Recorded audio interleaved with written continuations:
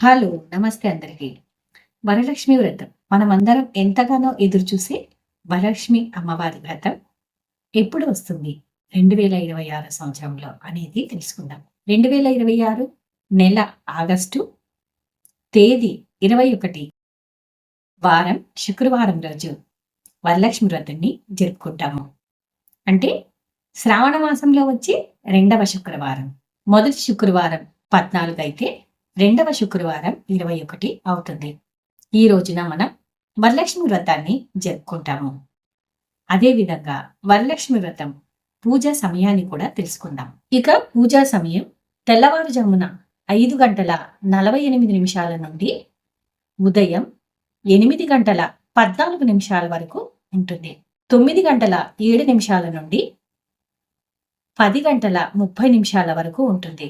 మధ్యాహ్నం 12 గంటల 7 నిమిషాల నుండి 12 గంటల 30 నిమిషాల వరకు ఉంటుంది. ఇక సాయంకాలం పూజా సమయము 5 గంటల 52 నిమిషాల నుండి 6 గంటల 17 నిమిషాల వరకు ఉంటుంది. ఈ సమయాలలో పూజను చేసుకోవడం ఉత్తమం. Thanks for watching my video.